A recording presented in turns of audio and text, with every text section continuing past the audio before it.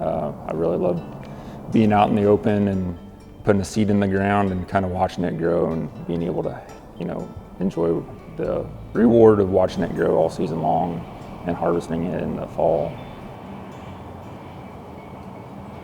Being able to connect people with the land, to connect people with their food, to help them have that bond, that's really what I love about farming, and that's why I wake up every day and do it. Most farmers, I think, do it because they feel called to it, and they wouldn't do anything else, but it's a hard calling. Gosh, just climbing in and out of the tractor, or walking the fields, or lifting the bales, or lifting the boxes, or just the constant stressors. It takes a toll. Right now we're facing terrible prices, and that really weighs on our decisions that we have to make every day on the farm, whether we're going to buy this or buy that. Weather has been playing a huge factor this year, and we were late getting everything in, and it's going to be really late getting everything out as far as harvest. It can be a real burden when every day is another challenge and you can't work your way out of them.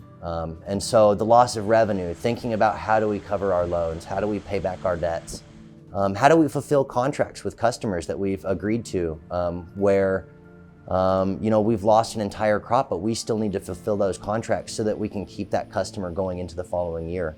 Yeah, it just kind of all piles up on you all at once, it seems like.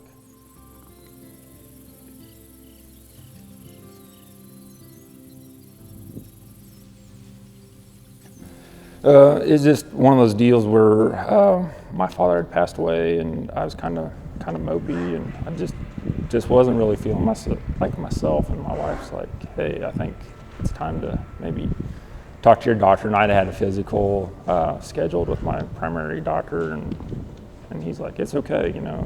I talked to him about it, and he's like, "It's okay. We can just figure something out," and give me a list of people I needed to talk to, and I started calling, and I found the right fit for me. I was kind of skeptical because I'm a farmer. We don't do stuff like this, and but it did help. I mean, it really was kind of eye-opening to come at it a different way, and she gave me some tools that I'd never ever thought about using to kind of help combat some of the stress and some of maybe the anger issues I was having in certain situations. We all got to a pretty low point here when the rivers were rising at the end of May and June, where it was hard to see the light at the end of the tunnel.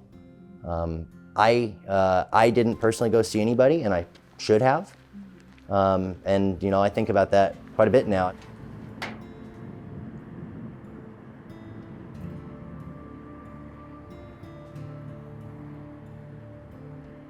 At times we will all struggle with anxiety, with depression. When it becomes a problem is when we don't address it and we don't take care of ourselves or take care of each other. Then what happens is it becomes worse, and then again we start to isolate. It affects us physically, and it is treatable, and it is very important to get that treatment. And what we need to do is educate ourselves. We do a good work as far as knowing the signs of a heart attack or the signs of a stroke.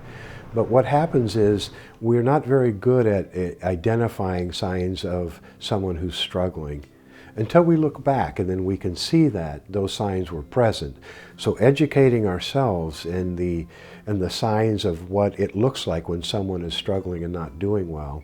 And then secondly, intervening, either going to someone and saying, "Hey, I see you're struggling, can I help?" Or "How can we help you walk through this together?" Here at Headquarters, Inc., we are the largest and most comprehensive suicide prevention organization in the entire state of Kansas. We provide resources and services to all 105 counties.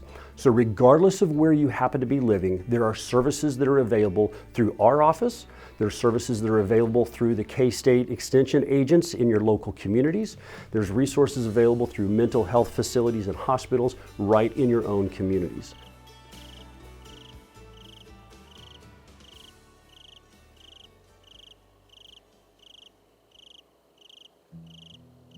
I'm not sure how many farmers have that comfort level in their conversations that would help cue people that their struggle isn't just their lost crop. Their struggle is dealing with the loss and being able to wake up the next morning and have the same struggle, and the next morning and the next morning.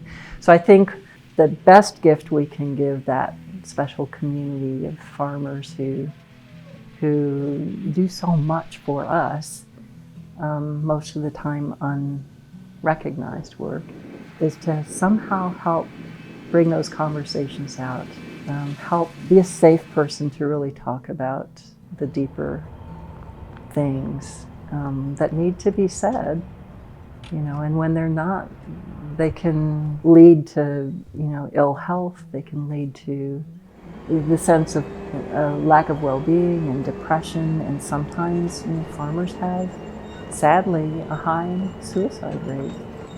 And just knowing the national data, knowing the data around Kansas, we have a problem. And part of it is probably related to the fact that we don't like to talk about these things. I mean, the general population doesn't like to talk about mental health or be stigmatized by the topic of, depression or anxiety or thinking about suicide. But we've got to talk about those things.